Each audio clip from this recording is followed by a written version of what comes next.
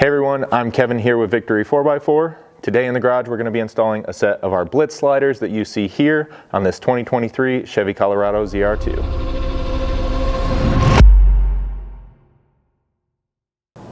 Now as you guys get started, those of you working on a ZR2 like we have here are likely going to have a factory rocker guard or slider, if you will, in place on your truck that needs to be removed. That's just going to take 8 bolts and a 13mm socket to get those off. It's pretty quick and easy, and that's why we're not going over it here. The rest of you shouldn't really have those, and you should be starting from this point. For those of you that are taking those off, those bolts are just kind of tucked up behind the rocker here. 4 of them go up, 4 of them kind of go out. The ones that go out and are tucked up higher in there are actually on slotted holes, so those ones you can just loosen up to start with, and then depending on which side you're on, the slider will slide backwards or rearwards to come off of those bolts and drop down from underneath the vehicle. Once you have it out from under the truck, just remove the rest of that remaining hardware. You'll be at this point then and ready to start your install. So on that note, to begin your install, you're first going to find your mounts for the appropriate side you're working on. So I have the 3 passenger side mounts here. The driver side mounts are essentially just a mirror image of these, so kind of lay them all out on the floor. It makes it pretty easy to identify which are which. We give you some additional markings, if you will, on here to help out in that scenario as well. So all of these kind of have a 1, 2, and 3 cutout on them in multiple places. Typically they're going to be on the leg and the bracket. You also will have part number cutouts like you can kind of see on this one. Those are typically going to be labeled F, M, and R for front, middle, and rear. And then they all have forward facing arrows to identify kind of how they orient on the truck. So the forward facing arrow goes toward the front of the truck. So given all of that information, it should be pretty easy to lay out all 6 mounts and figure out which ones go where, along with watching the remainder of the video and kind of getting a better look at each one.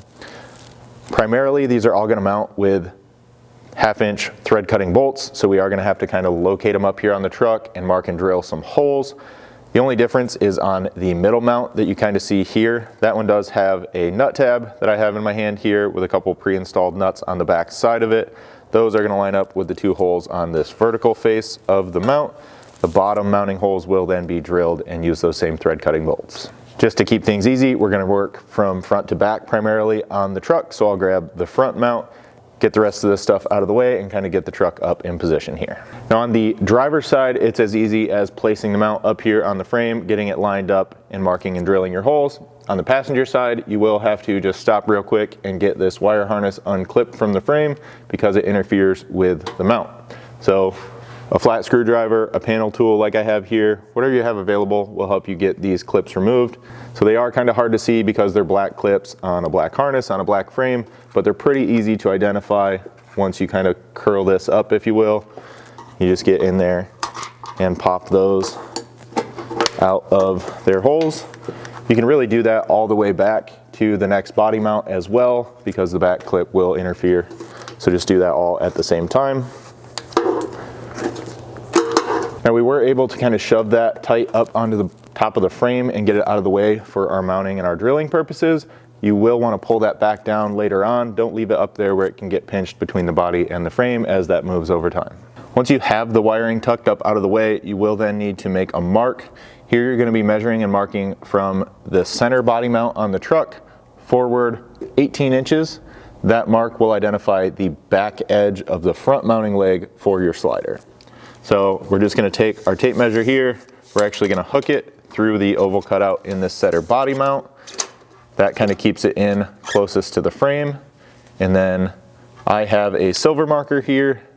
If you're doing this by yourself, you could use a black marker and probably see it pretty well. It just doesn't show up quite as well on camera. I'm just going to make a mark again at 18 inches right there. Then just to make that mark more visible, I just have a square here that I'm going to line up with it. I'm going to press the bottom flange of this, if you will, up square to the frame and draw that out a little bit better, making it easier to line up with our front mount. So on this front mount, you can kind of see there's going to be 3 holes on what will be the bottom flange and 2 on the side on what will be the vertical face that all have to be drilled. You'll slide this in here. Again, paying attention to those forward facing arrows and line it up with your now drawn line on the back edge. Now with this in here on the frame, it can be a little bit difficult to hold it as one person, trying to kind of hold it, keep it on your mark, and drill your holes. As you can kind of see there, it was falling down just a little bit on me. You can kind of struggle through this real quick and get just the 2 side holes marked out. That will give you a starting point to get a couple bolts in to hold this while you drill the bottoms. You could also do what I'm about to do and grab a jack to just press up from the bottom and kind of hold this in place while we mark and drill some holes. So this jack helps out a lot. Now I don't really have to hold the mount so much. I do want to press in on kind of this larger back vertical face and make sure that is tight to the frame, and then I can kind of screw my jack up and put just a little bit of pressure there, making sure it's tight to the bottom as well. As you can see, these are slotted vertically, so we have a little bit of adjustability there. But once we're happy with that placement, again, making sure the back edge is on our line at this time, we can take and mark these slotted holes. I'm just kind of tracing out the entire slot on both of the vertical holes in here. Now at this point, when you go to drill your holes, it's really up to you whether or not you want to leave the bracket in place if you're confident that it is secure and kind of use it as a little bit of a guide. I am going to pull it back down out of the way. We'll center punch and drill these to 7/16 to accept those 1/2-inch thread cutting bolts. And then I will kind of just use the bracket bolted in place as a guide when drilling these bottom holes in a few minutes. When drilling these, just because of their proximity, if you will, to the factory pinch seam on this rocker panel, it's going to be helpful if you have a right angle drill like I have here. If not, you can still get it done with a conventional drill. You might just wind up a little closer to the bottom of your slots because you might be running into that just a little bit. From there, you want to make sure that you center punch each of your holes before you get started. I'm just going to go right to the center, both vertically and horizontally here.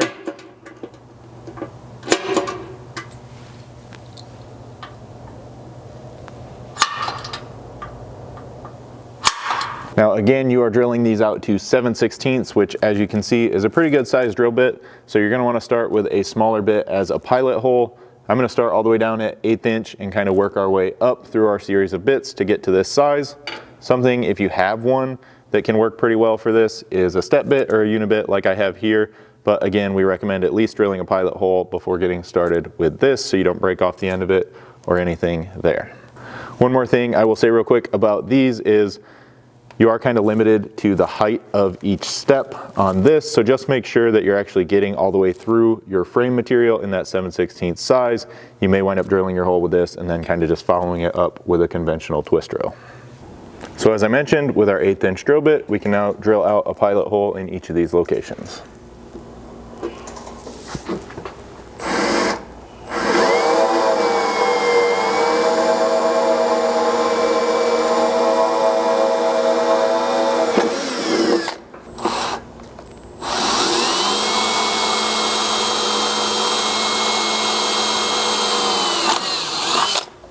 Then with those drilled out, we'll switch up our bit and drill these out to 7/16.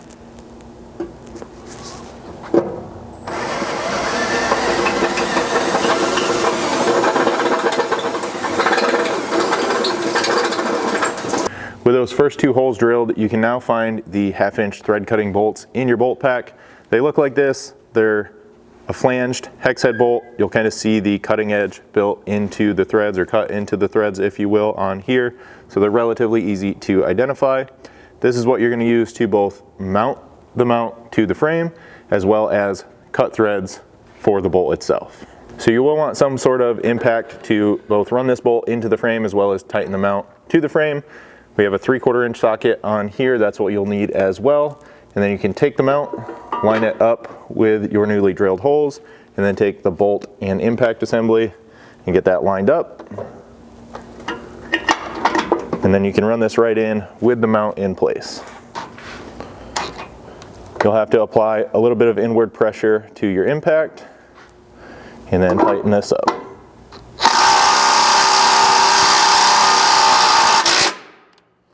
Now I am going to back it back off just a little bit at this time.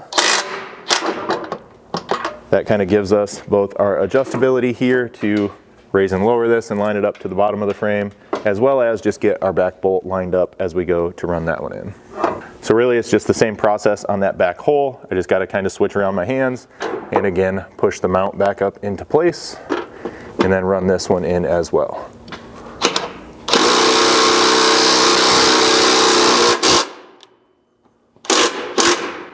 Now from here, with those threads cut into the frame, I'm gonna push this mount all the way up so we know it's nice and tight to the bottom, and then I'll tighten these up just to hold it in place, starting with this back bolt. And then again, pushing up, I'll come up and just slightly snug up the front one.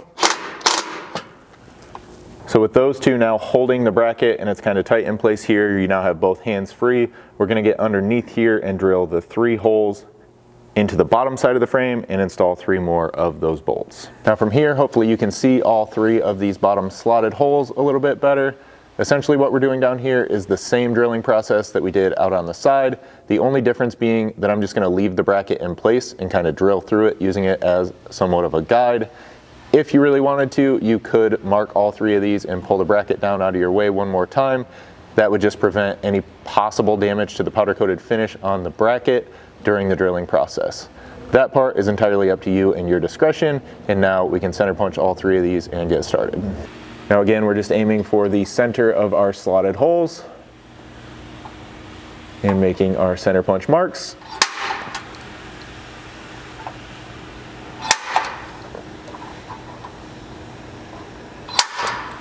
So again, we've got our pilot bit here to drill all 3 before switching out to our step bit and finishing these off at 7/16.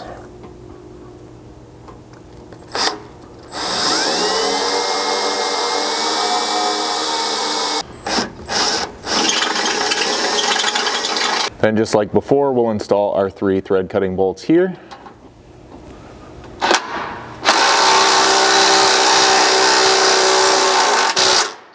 With these 3 installed and tight, you want to make sure to come back and tighten up your side mounting bolts, and then this mount install is complete and we can move to that middle mount.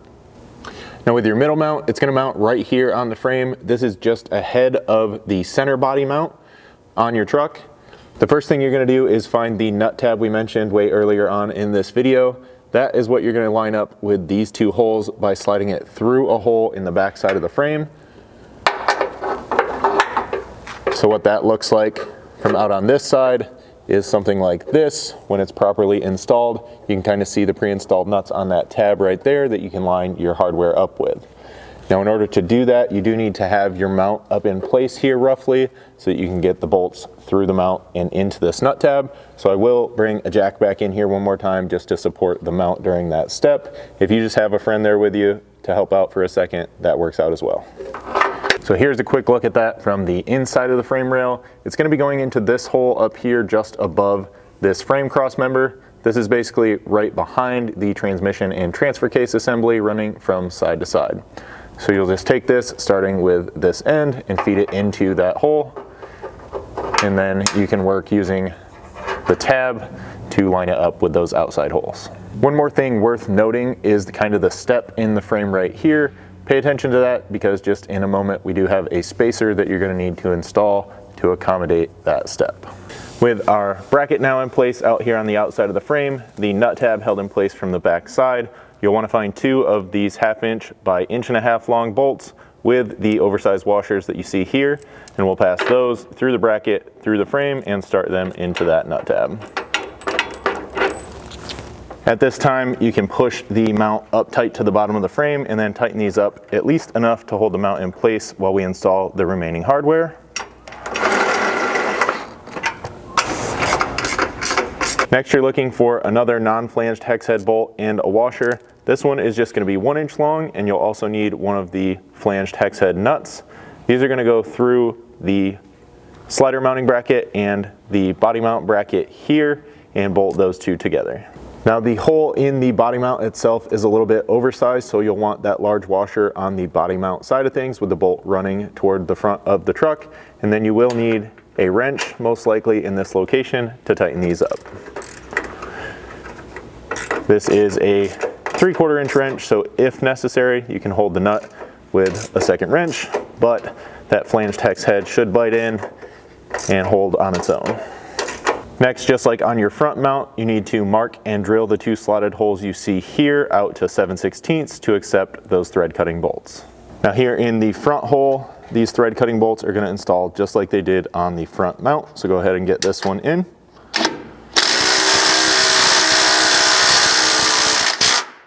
Then on this back hole, you're going to have one of these square washers per side that need to be installed by sliding this between the slider mounting leg and the frame. That is to kind of compensate for the step in the frame that we mentioned earlier on. So slide this in and line it up with your now drilled hole. And then you'll install your thread cutting bolt by passing it between the mount and the washer and threading it into the frame.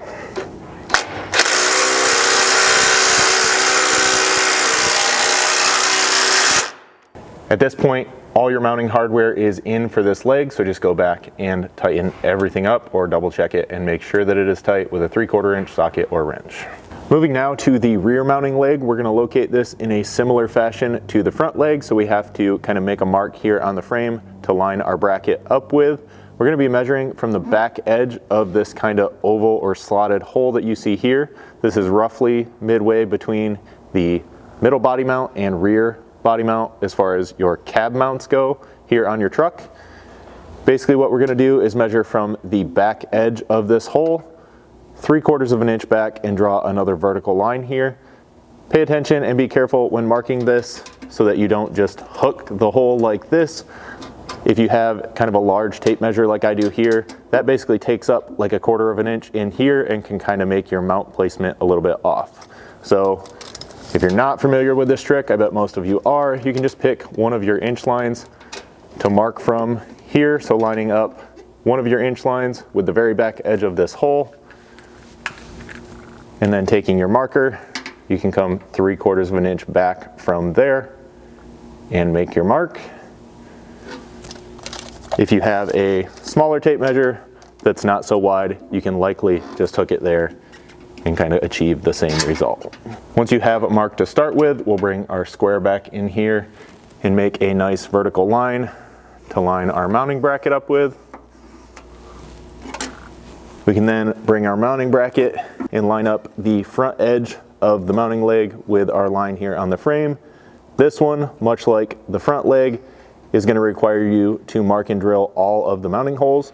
So again, I'm going to get my jack in here to support this while I mark out my first couple holes. Now again, we're not going to show you all of this necessarily because it's a very similar process. You're just marking and drilling all of these holes.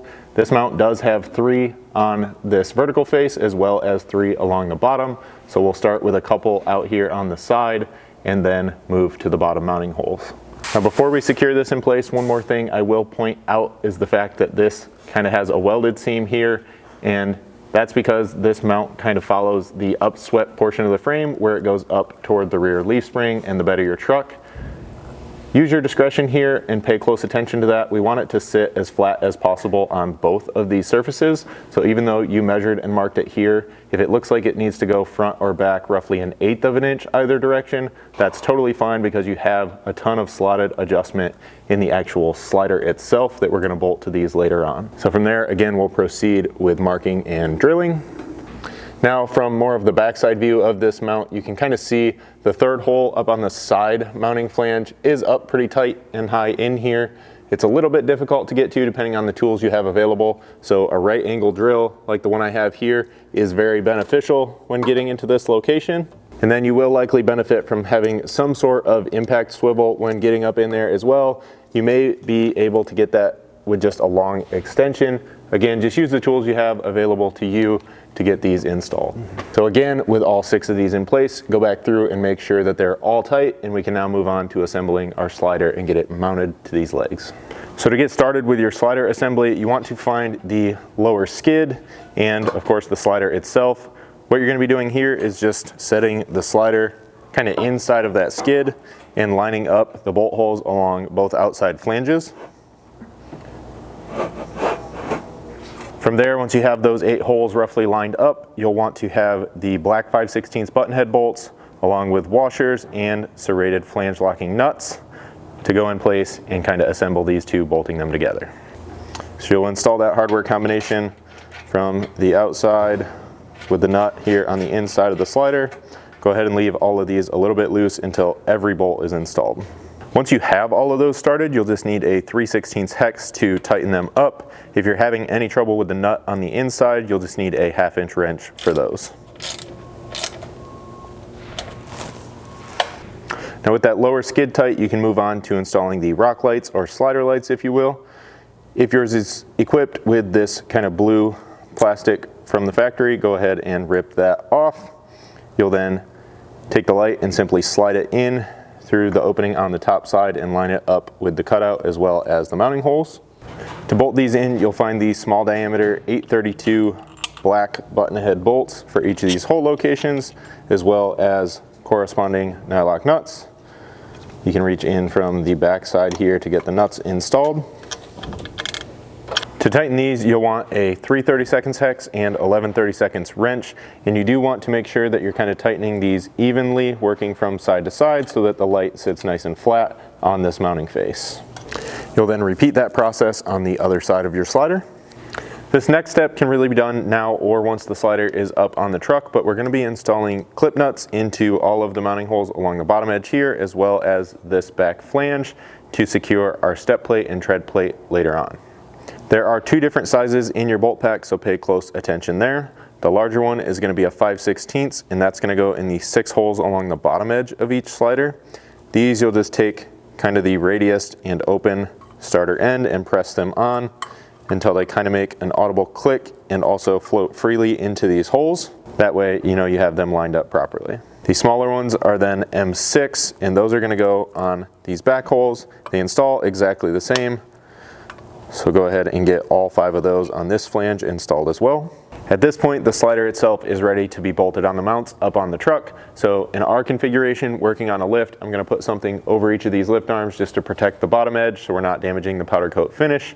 If you're doing this in your driveway or your garage, you can grab a friend to help hold one end while you hold the other and get it installed, or you could use a floor jack in kind of a similar fashion to support it up against the mounts while you put the hardware in. So with this kind of up here close to the mounts, I'm just going to start by lifting this into place and getting 1 bolt started on each end to kind of bring it up even with the mounts, and then come back and install my remaining hardware. The hardware you're going to be using here are 1/2 inch by 1 inch long bolts with washers. These are slightly smaller than the washers you were using out on the side of the frame, and then serrated flange nuts with these as well. So as I lift this into place, I'm actually going to pass the bolt through this direction and then lift the slider up onto it, and then I'll install the nut from the inside here.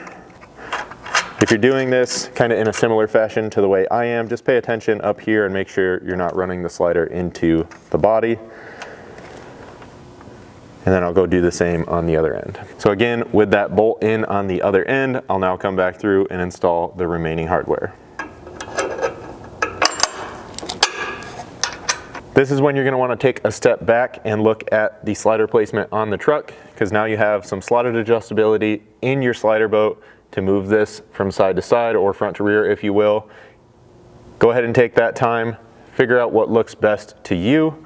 All the way back, for example, is likely going to give you the largest gap or the most clearance between the slider and the truck on this front edge. But other than that, it's pretty much all visual and personal preference. From there, once you're ready to tighten things up, you'll want to grab a 3/4 wrench. You're going to tighten it from the back side. You can kind of reach in and just hold the nut until that serrated flange on the nut kind of bites into the slider there. If you're having any trouble, you can grab another 3/4 wrench for in here. But now it's just a matter of working your way through and tightening all 12 of these bolts. With all that hardware tight, you'll then find your step plate that I have here. This, you're going to take one end. Obviously, I'm just going to do the other end so you can see this one here, but you'll slide that down into the opening here on the slider. That will allow you to press this back into place and then slide it back this way, lining up all your mounting holes. Once you have that pretty well lined up, you'll find your logo tread plate. You'll lay that in over top of here with this bent flange kind of wrapping the outside edge here. Go ahead and line that up with the bottom mounting holes, and then you'll be using 6 more of those 5/16 black button heads with washers that you used earlier on bolting the skid to the slider. Those are going to go down into the 5/16 clip nuts down in here. Now in the 5 back holes is where you're going to be using that M6 hardware I mentioned. These are black button heads as well with small diameter black washers. So you'll need a 5/32 hex for these. You can go ahead and get those started. And if you have any minor alignment issues with those, you can always use a small punch or even just your Allen wrench with some light pressure so that you don't bend it, to kind of slide the step plate and the clip nut itself just a little bit and get those lined up. Once you get all of those started in both the back and the bottom on that step plate side of things, you can tighten those up. Again, 5/32 on the back side and a 3/16 on the step plate side here. Once you have all that hardware tight, from a physical installation perspective, this install is really complete. So it's a good idea to go back through and just double check that you got everything tight from a safety standpoint, and then you're really just left with wiring in your slider lights or rock lights on the end of each slider. How you do those is really up to you. You can tie it into a factory dome light circuit or courtesy light circuit, for example, if you can find the appropriate circuit to safely tie into there. If you're like us, you're likely to install a switch controller of some sort into your vehicle to kind of control all of your lights and wired in accessories. So you'll just be routing power and ground up to the hood to tie into that controller. So on that note, if you haven't done so already, go ahead and install the driver's side slider as well. That's just the repeat of this entire process that you saw over here, and then your installation is complete. If you have any questions at all about how these sliders install or anything else we offer here at Victory 4x4, please don't hesitate to reach out to us. You can always send us an email at info@victory4x4.com or call us at 269-459-8447.